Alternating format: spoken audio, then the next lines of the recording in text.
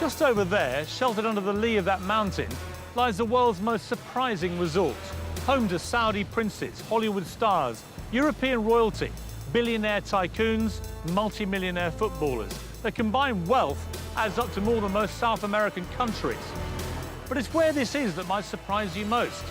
It's not Malibu or Monte Carlo. It's not Barbados or Bora Bora. No, that, my friends, hold on to your designer sunglasses, is Marbella.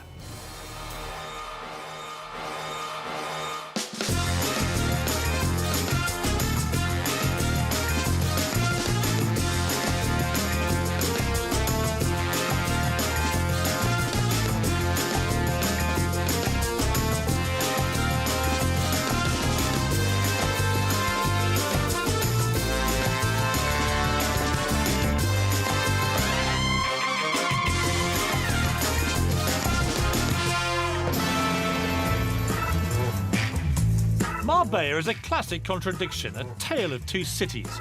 You'll probably know one of them from the tabloids. Costa del Crime. There was a shooting where literally they sprayed the hairdressers with bullets. Boozed up Brits abroad. Where's the champagne spray party, silly? Well, the thing is, you don't drink it all, so what else is there to do? Vice Central. If I was running Marbella, then it would be cleaned up. But there's more to this town than binging Brits, wannabe wags and drug-fueled gangs. It's not Iron Napa. I'm going to show you a Marbella you may not even know exists. One that's not so much Costa del Crime as cost a hell of a lot. It's pretty ugly, but how much is it? 16,000 euros. 16,000 euros for a handbag? It's stuffed with million-pound mansions. We don't like big houses. We don't like big houses? What's this? Overflowing with luxury boats, oozing with flash cars, and has more than a few resident billionaires to go with them. This has got to be 10 million quid's worth, hasn't it? Could be.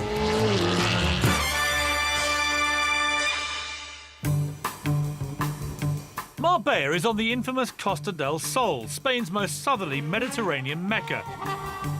With over 300 days a year of glorious sunshine, it's hardly surprising this bit of coast is so popular with us Brits. 300,000 live here, and a further 2.5 million visit every year.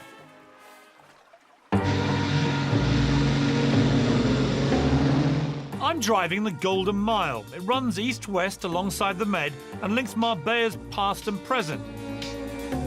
Behind me is the old town the Spanish Christians retook from the original Muslim invaders back in the 15th century. On my left here is the world-famous Marbella Club, where the magic of this place really all began. It was the hotel that first attracted film stars back in the 50s, kick-starting Marbella as an exclusive resort.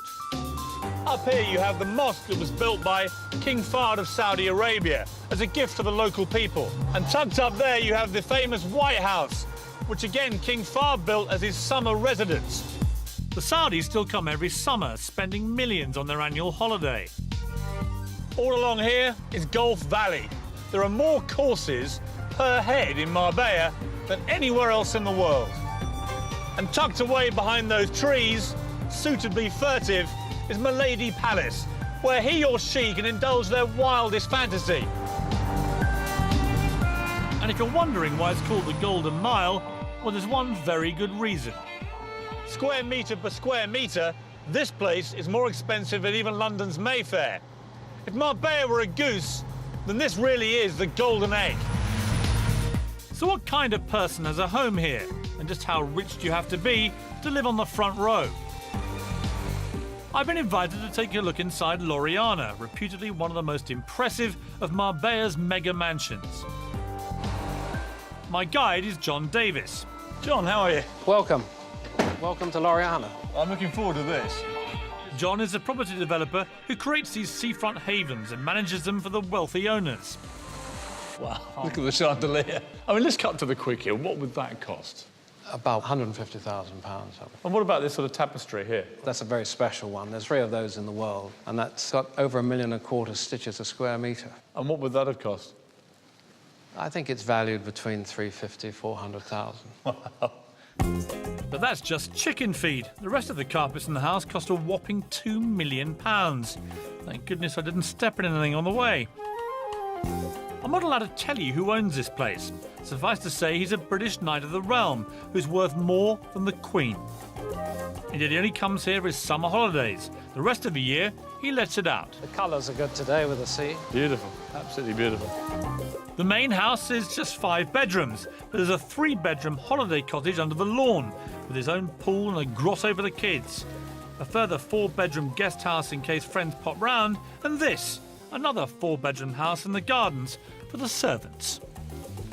Now, what have we here? Roman spa. Fully stocked gym, saunas, steam rooms, some strange bathing tool. Private cinema. Look at that.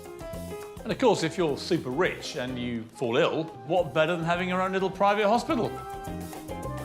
So these aren't, are they? Oh, they're not real gold, but they're very expensive taps. Like what? Well, I would say for the main 4 or 5 bathrooms in the house, you're going to spend over €250,000. On taps? On taps, yeah.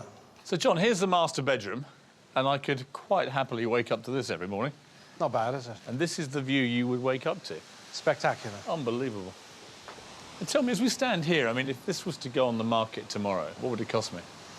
Very hard to value, Piers, but all I can tell you is it generates a very good rental income. Like what? It's been renting out for 15 to 20,000 euros. A month? A day. A day? Yeah. 20,000 euros a day? In the high season, 20,000 a day, low season, 15,000 minimum. And who pays that? I mean, what type of person? There's people. So taking that rental income as my guide, my calculations value this property at a staggering £70 million. Not exactly cheap at even half the price. And if you want to glimpse the kind of people who can afford that, you may want to try the port. We're coming now to the other end of the Golden Mile, the place that most Brits might assume is the real Marbella, and that's Porto Banús, with its fabulous, famous harbour. It's here that you'll find the glitzy bars and chic restaurants. Since its opening in 1970, Porto Banús has been associated with conspicuous consumption and sophistication. This is Bond Street with a tan. The port reflects an insatiable desire to be admired around here. And simply having a few million quid in the bank is nowhere near enough, because the bigger your boat, the nearer you want to park it to the restaurants. The more expensive the wardrobe, the more you have to dress up and show it off. And the flashier the car, the more you have to drive it round and round, trying to get noticed. Being a somebody in Marbella is bloody hard work. But those with cash love nothing more than spending it, which is not difficult in a place that's crammed with 40 of the world's top designer stores. Karen Brady, the ex-MD of Birmingham City Football Club and now sidekick to Lord Sugar in The Apprentice, owns a flat in the port. When it comes to shopping, she's in the Premier League. It would be rude not to, wouldn't it? Yes, I think it's very Yes, Karen I think Brady. so. I think. Come on. Hello. Looks like I've just been hired as an apprentice bag boy. And just when I thought we couldn't possibly shop anymore, Fendi, now this has to be right up your street, isn't it? I do like Fendi, I have to say. You know, I've got 1 or 2 little Fendi pieces. So, I bet you have. yeah, no, it has to be said. I mean, I haven't seen a price tag yet. How much is all this gear? I think, Piers, if you have to ask the price, you can't afford it. but what all the wags really come here for is a quality handbag, no matter what the price. Excuse me, how much is this one? 16,000 euros. 16,000 euros for a handbag? Look, Piers. Who buys this stuff? Who buys it? Not exactly how most of their customers react, I imagine. So just how much money is sloshing around these shores? How rich are the people in Marbella? Oh, there's some really, truly, truly wealthy people. And lots of people that want to be close to the glamour. That's why they come to Marbella. That's why they're down in the port, they're in the shops. And they're all just here nosing around, seeing what's going on. You've got one side of it, which is very elegant, beautiful homes to live in, wonderful shops. Then on the other side, you've got the stag do's, the hen do's, the people staggering out of clubs at 5 o'clock in the morning. But actually, both sides are quite fun. You know, it's the Euro trash element of Marbella. So part of it's Euro and part of it's trash. Exactly. So there's cost a lot and cost a little. But in my tale of 2 cities, what is it that makes the rich want to live here? I'll be visiting a mountaintop housing estate for millionaires, where hardly anybody actually lives. I mean, we're talking 15 to 20 million Yes. for a place that is unoccupied. Oh, hardly All anything the time. occupied. As that one is down there. On the flip side, just how trashy is Marbella? And what's it like to end up on the wrong side of crime in the Costas? Woke up one morning to find out we'd been broken into. We'd been gassed, knocked out, so we didn't hear anybody in the house. Seriously, you were gassed?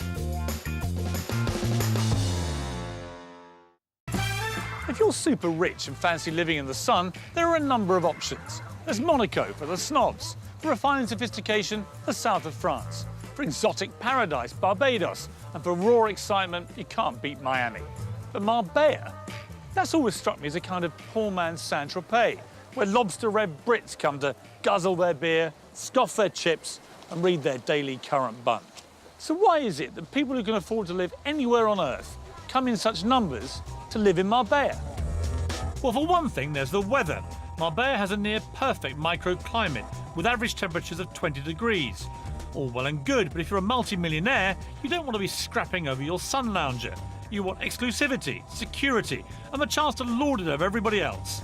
Well, head into the hills, and you'll find it. Down there is La Zagaleta, one of the most exclusive housing estates in the entire world. For starters, an average plot here will set you back a cool 4 million quid, a pretty penny for a chunk of hillside. But once you've built your luxurious mansion, you can probably expect to double your investment at the very least. It seems some places are just recession-proof. Construction is frenetic here, and property values rising all the time. It measures 2,200 acres and has 50 kilometres of road crisscrossing it. It also boasts 2 golf courses, stables, tennis courts, a bowling alley, a gourmet restaurant and a nightclub. But here's the weird thing about it. Most of the houses there remain empty all year long. Their owners only use them for about 2 weeks of the year, which I guess makes it Butlins for the billionaire.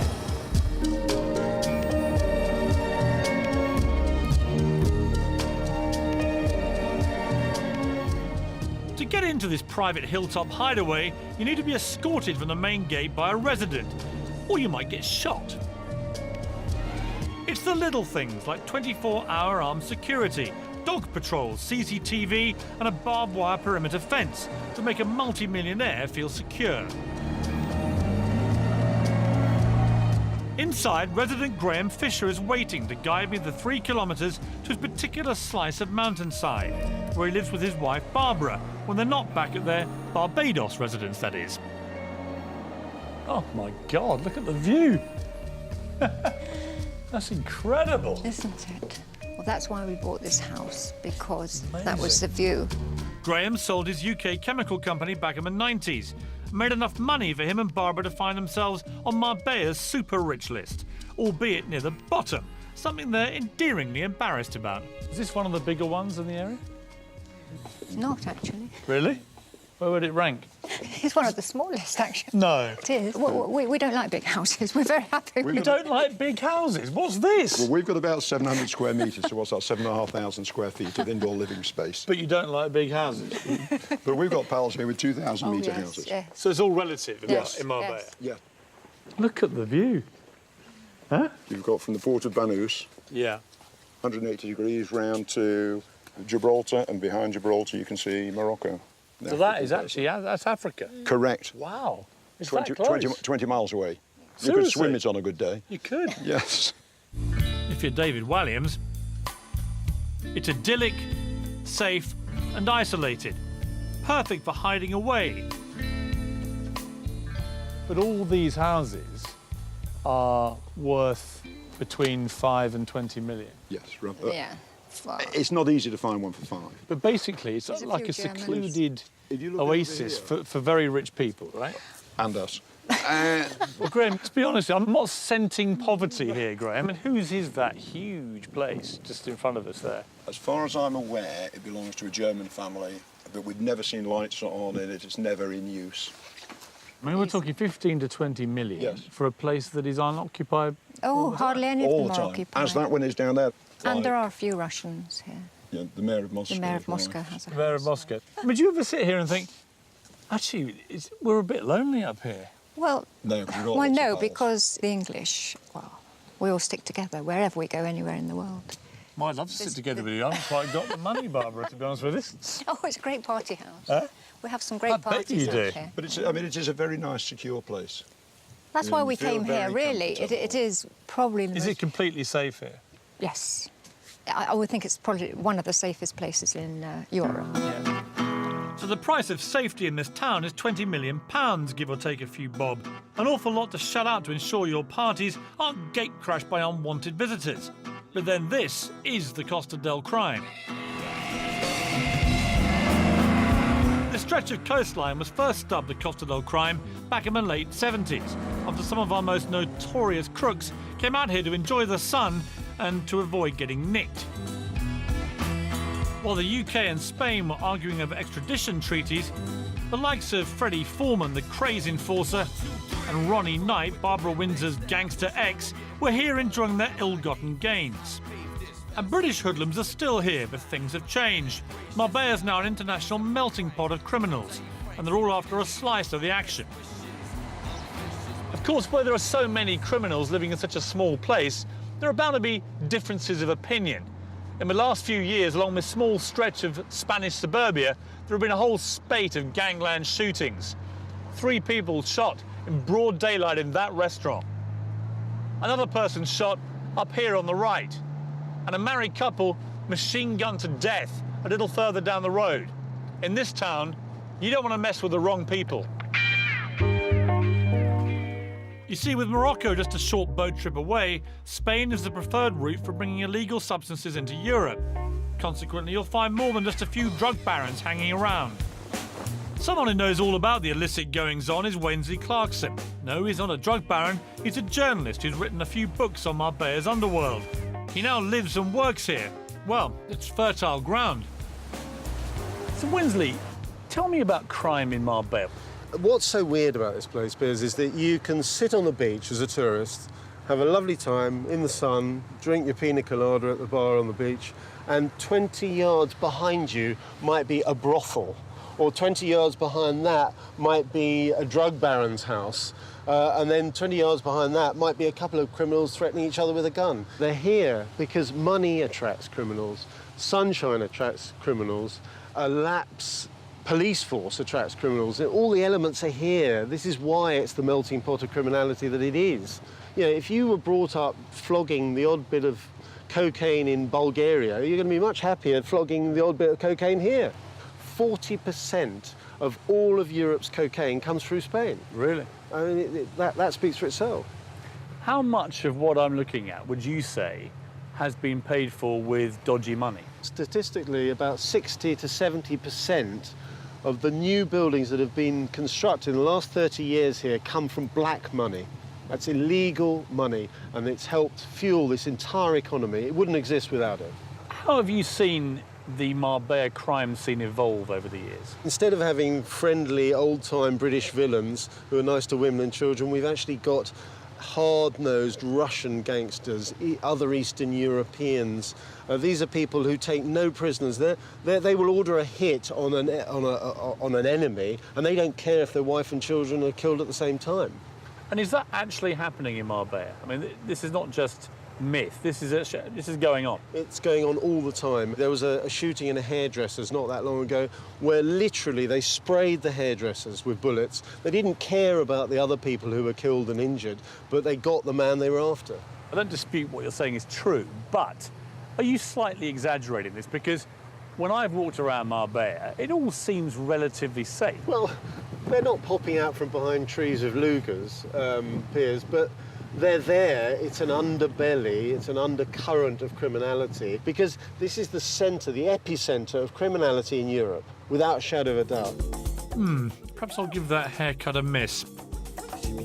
So maybe Marbella is actually a tale of 3 cities: the millionaires, the boozy Brits, and the criminals. Except you don't really see the drug deals and corruption going on. Or do you? In times gone by, Marbella's dirty dealing wasn't always consigned to the shadows. This is a €500 note, or as they call them over here, Osama bin Laden's. Because although 40% of the EU's entire supply allegedly passes through Spain, you never actually see one. And the reason for that is that most of these out here get passed like this, under tables. Black money deals were the order of the day during Marbella's unprecedented 15-year building bonanza, which began in the early 90s when property prices went crazy. The boom was fueled by corrupt mayors and officials who granted thousands of illegal permits to build on restricted land. Today, the carcasses of fraudulent overdevelopment litter this coastline as a symbol of their unrestrained greed. In a town with an oversupply of houses and hit by a recession that left failed businesses strewn everywhere and 3 of Marbella's top hotels going under, prices fell by almost 25% along this coast. It's left thousands of Brits who bought into the idea of a dream place in the sun seriously burnt.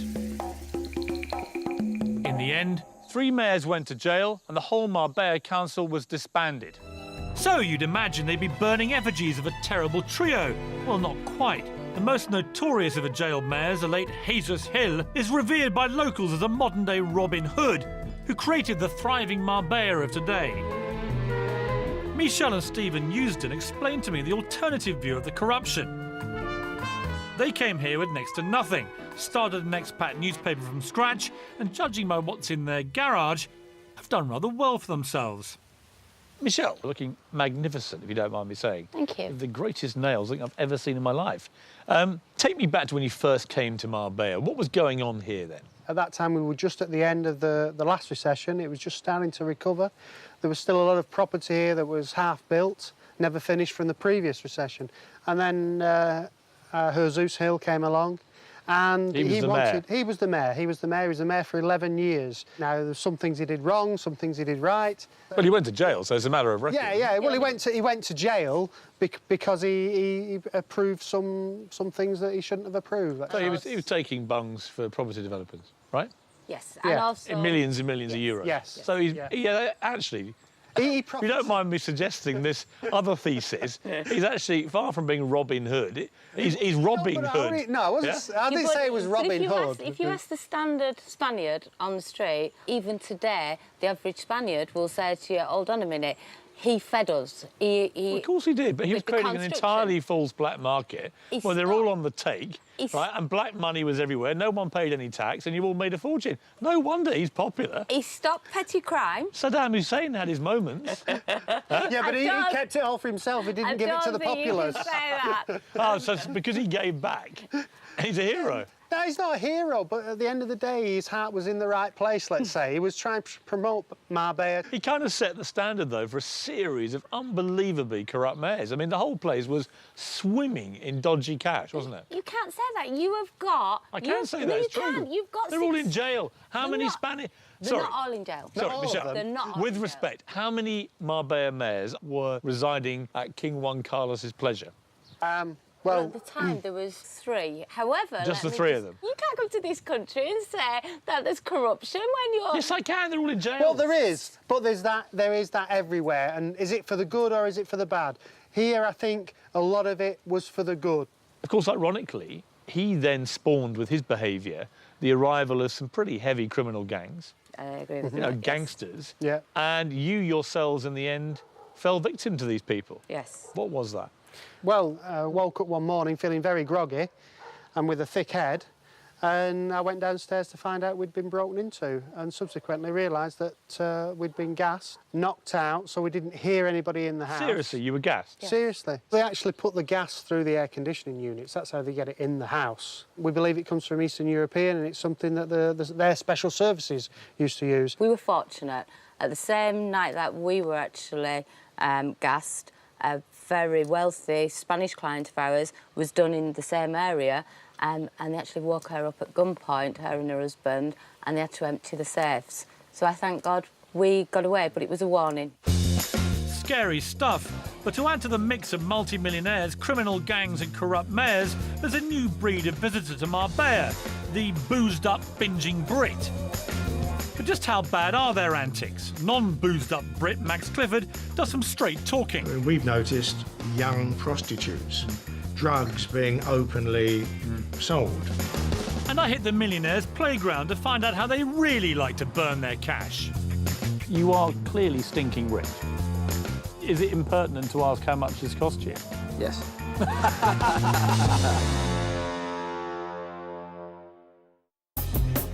As midnight approaches, Porto Banús becomes less swanky and more, well, you know what I mean. The sort of place you wouldn't let your daughter loose in without a chastity belt.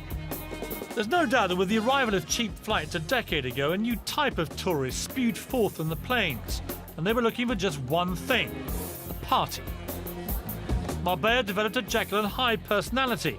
Whilst the front line has kept its upmarket glamour, the street behind has become decidedly more downmarket. It's known as the second line, and at the far end, along with the hookers, pickpockets and pushers, you'll find Lineker's Bar, a home from home to many Brits abroad. Right, ladies, now you are on a hen weekend, right? Who is the lucky hen? You are, right. Why have you come to Porto Banús? Because it's classier than most places and we're classy ladies. Wait a minute, it's classier than most places and you're classy ladies. Ladies, with the greatest of respect, you're wearing weird tutus. It's a one-off, though. So do you really think it's a classy place here? Yeah, it is. Where are you from? Well, now I know what you mean. The nice part, though. What do you think of this place, Lineker's? It is cheesy. You see, even though it may be cheesy, I can't wait to get in there. Yeah, it's Who would you be most excited to see here? They clearly have impeccable taste. This place has suffered a crate load of criticism for lowering the tone of the port. But after tonight, I can't see what all the fuss is about. An absolutely crazy place, and yet, I have to say, undeniably good fun. They're all having a great time in there. I mean, look. Actually, maybe not. The Lineker behind Lineker's is Wayne, once famous simply for being the cheeky younger brother of Gary. He's now famous for being the tax-evading younger brother of Gary, who went to prison and then came out to create a string of boozers, nightclubs and strip joints that stretch across the Med and beyond. It's definitely fun here, isn't it? No question. Wayne's not exactly Mr. Popular with Marbella's elite, thanks to the party-hungry clientele he brings to town.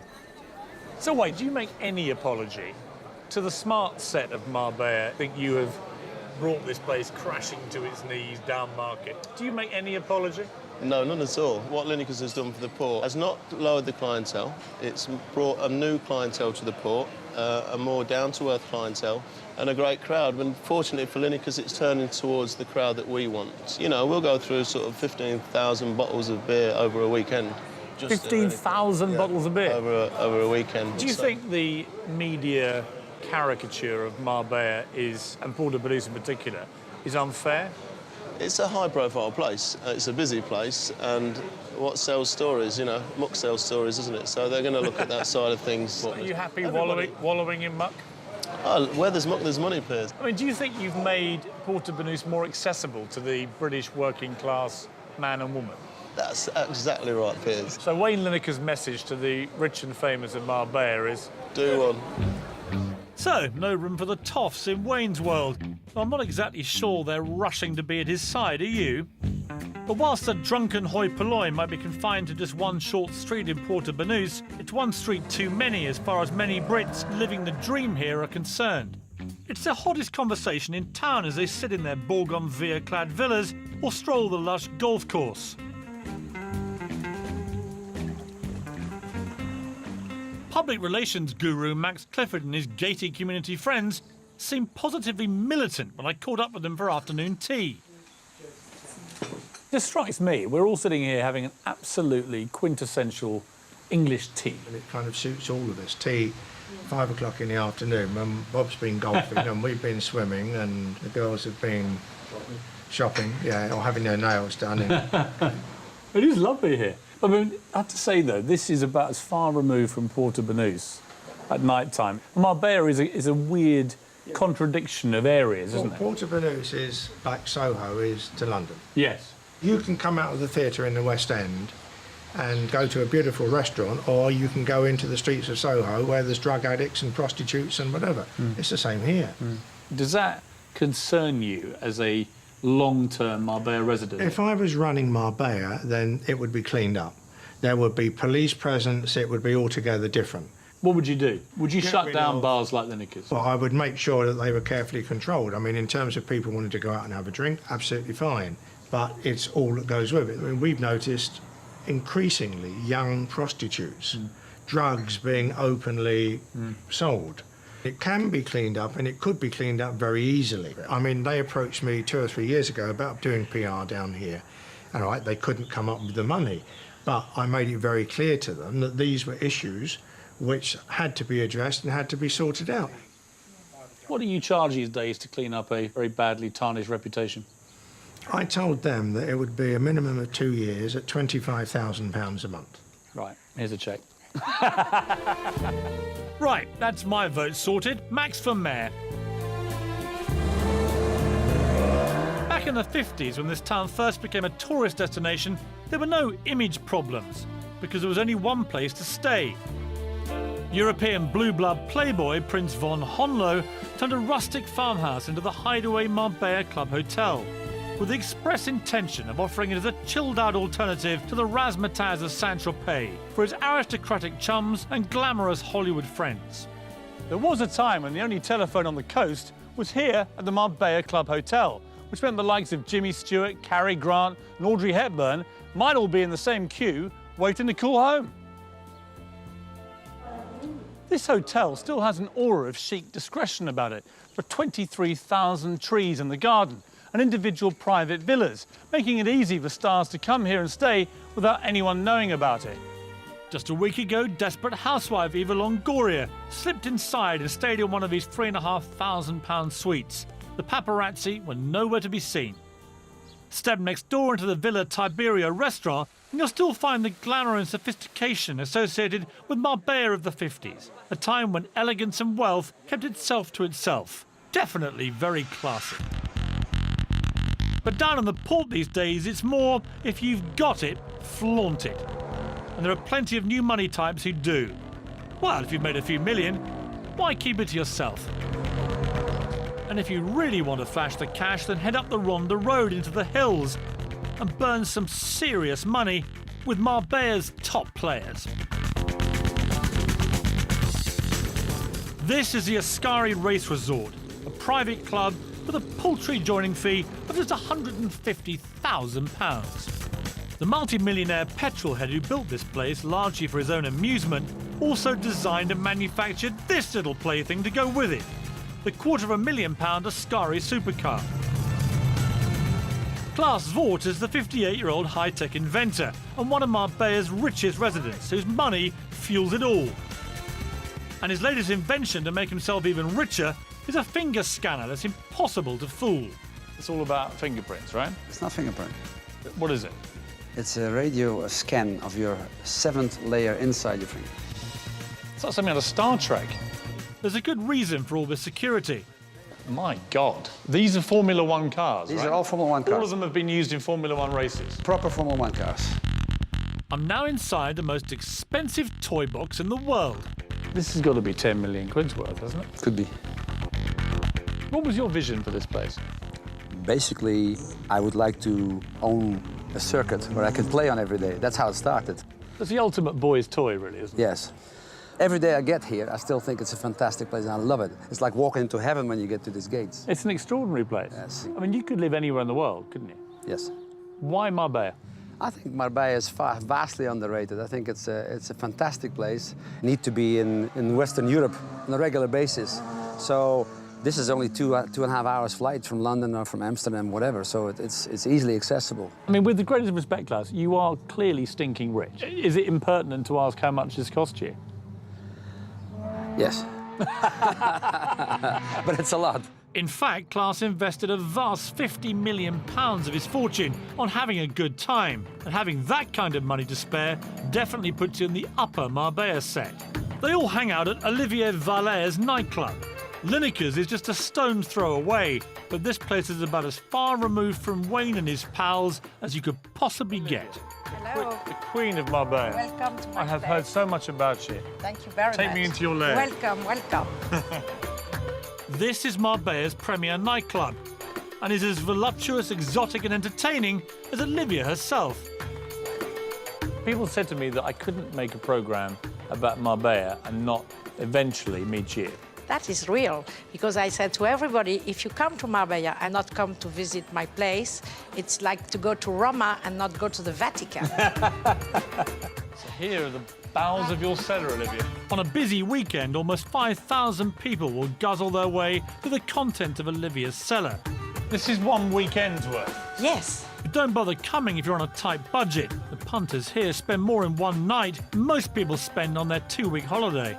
This is a 1995 Yes, it's a Methuselah, Methuselah of of Dom Perignon. How much are they? That's a bottle of 30,000 euros. 30,000 euros for a bottle of champagne? I'm told that everybody's been in here. Give me some names of people who've been here. Oh, from Sean Connery to Bruce Willis and with Rod Stewart. And I heard you had Prince Harry in one night. Oh, yes. That is the most chic and elegant young boy that I receive. Really? And when he tells me that it's the best night that he spent in his life, I tell him, really? Don't worry, you are going to have thousands of better nights. Believe me, Marbella is a paradise. One night you like to have something very sophisticated and very good food, and one day you go to beaches where you eat wonderful fishes for very cheap price. Yeah, but hang on a sec, Olivia. I mean, if I went to your nightclub tonight, there are going to be people spending between 5,000 and 20,000 euros, aren't there? Yes, we have. Thanks God. Thanks God, because if there is only poor, it's a little contagious. I don't like to be so near than them. Quite right, Olivia. We certainly don't want you catching a dose of poverty in Marbella, now do we? So, it seems the rich here are very happy living in their own wealthy bubble, buying themselves distance from the riffraff and locking themselves away from the criminals. So what does the future look like to anyone who's thinking of setting up shop in Marbella? James Hewitt is the latest immigrant to try his luck. Do you think Marbella is a pretty good place to reinvent yourself if your reputation has been a bit, you know, scallywag, cad, bounder? Thank you for repeating that again. And how do you down 120 bottles of champagne in just 2 minutes? Where's the champagne spray party, silly?